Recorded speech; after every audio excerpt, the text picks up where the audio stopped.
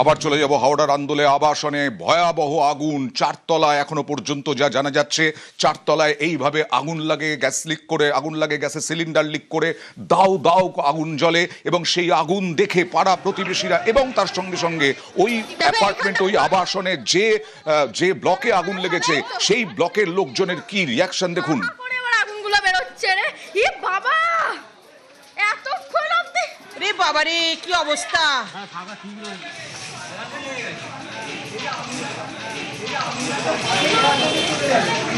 আগুন দেখে প্রতিবেশীরা শিউরে উঠছেন।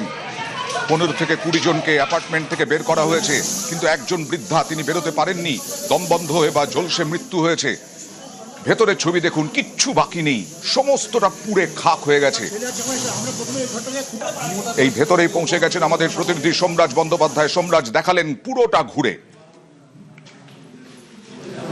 গোটা ফ্ল্যাট কিন্তু যৌতুকগৃহে পরিণত হয়েছে এবং দমকল এখনো পর্যন্ত কাজ করছে এই ফ্ল্যাটে, কারণ যেই আগুনের যে উৎপত্তি স্থল অর্থাৎ যেখানে যেখানে স্মোক রয়েছে সেগুলি ডিটেক্ট করে সেই নেভানোর কাজ এখন দমকল করছে। যেখানে ঠিক আগুনের উৎপত্তি স্থল সেখানে দমকল কর্মীরা এই মুহূর্তে পৌঁছে গিয়েছেন। স্মোক ডিটেকশনের কাজ চলছে এখন। দমকল কিভাবে কাজ করে যাচ্ছে, কারণ প্রচুর দাহ্য পদার্থ, প্রচুর কাগজ।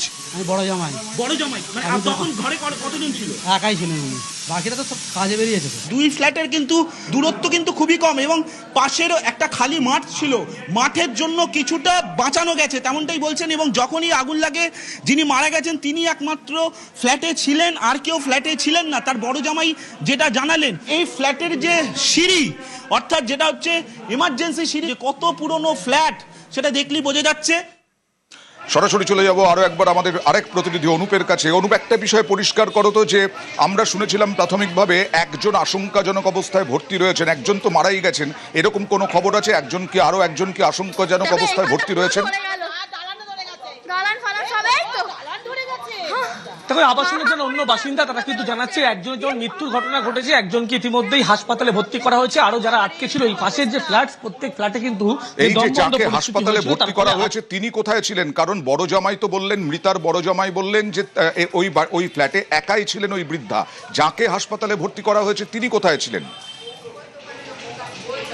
একটু কাউকে জিজ্ঞেস করা যাবে? দেখো, যে একজনকে এখনো বলা হচ্ছে হাসপাতালে নিয়ে যাওয়া হয়েছে। তো আবাসনের মধ্যে এই মুহূর্তে তারা কিন্তু যে ওপরের তল সে অংশে কিন্তু যারা থাকেন সে অংশ থেকে তাদেরকে নিরাপত্তার জন্য নামিয়ে নিয়ে যাওয়া হচ্ছে, কিন্তু যারা আবাসনের নিচে ছিলেন তারা জানাচ্ছিলেন এই ঘরের মধ্যে যেমন একজনের মৃত্যুর ঘটনা ঘটেছে, কিন্তু আরো একজন পাশেরই ফ্ল্যাটের যিনি ছিলেন দম বন্ধ হওয়া পরিস্থিতি হয়েছিল, ফলে তিনি অসুস্থ হয়ে পড়েছিলেন। এবং এই যে ফ্ল্যাটের ভিতরে যে বাইরের অংশ, পাশাপাশি একাধিক ফ্ল্যাট রয়েছে, একজন দেখতে পাচ্ছি, একজনের কথা বলার চেষ্টা করবো, যে পরিস্থিতি হয়েছিল এই ফ্ল্যাটের মধ্যে তারাও কিন্তু আটকে ছিল। যখন এই ফ্ল্যাটের মধ্যে যারা আটকে ছিল তাদেরকে বের করা সম্ভব হয়েছে? বের করা কি সম্ভব হয়েছে? একেবারেই এই যে ফ্ল্যাট, সেই ফ্ল্যাটের এখান থেকে কিন্তু যারা আটকে ছিল তাদেরকে ইতিমধ্যে বের করা সম্ভব হয়েছে, কিন্তু একজনের দমবন্ধের পরিস্থিতি হয়েছিল। যখন দমবন্ধের পরিস্থিতি হয়েছিল তিনি কিন্তু অসুস্থ হয়ে পড়ে, তার পরবর্তীতে হাসপাতালে এই মুহূর্তে তাকে নিয়ে যাওয়া হয়েছে, এমনটাই এখানকার আবাসিক যারা ছিল তারা প্রত্যেকে জানাচ্ছে। কিন্তু এই যে পাশের যে ফ্ল্যাট থেকে শুরু করে প্রত্যেকটি ফ্ল্যাট যদি দেখানোর চেষ্টা করলাম, কিন্তু যেখানে আগুন লাগার ঘটনা ঘটেছে অর্থাৎ যে ফ্ল্যাটে আগুন লাগার ঘটনা ঘটেছে তার ভিতরে ঢুকলে কিন্তু দেখা যাবে ভয়াবহ সেই ছবি। তার কারণ এখন যদি ঢুকি সেখানে কিন্তু এখনো পর্যন্ত অনবরত যে বিধ্বংসী আগুনের ফলে সেই ধোঁয়া কিন্তু লক্ষ্য করা যাচ্ছে এবং আসবাবপত্র যা ছিল সমস্ত কিছু কিন্তু একেবারে পুড়ে গিয়েছে। এবং ঘরের যে ঢোকার পরবর্তী ক্ষেত্রে যে কিচেন রয়েছে আগুনে ভস্মীভূত হয়েছে, তার পাশের একটি ঘর, সেই ঘরেও সমস্ত আসবাবপত্র থেকে যা কিছু ছিল সমস্ত কিছু কিন্তু আগুনে ভস্মীভূত হয়ে পড়েছে।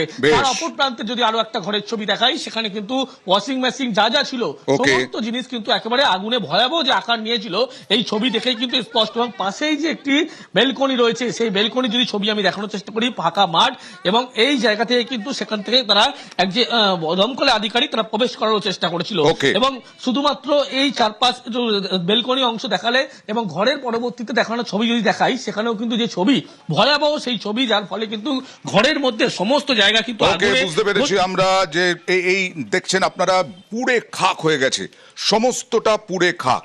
আর এইখানেই একজনের মৃত্যু হয়েছে, আর পাশের ফ্ল্যাটে এই ধোঁয়ার জেরে একজন আশঙ্কাজনক অবস্থায় হাসপাতালে ভর্তি রয়েছেন, তাকে হাসপাতালে ভর্তি করা হয়েছে।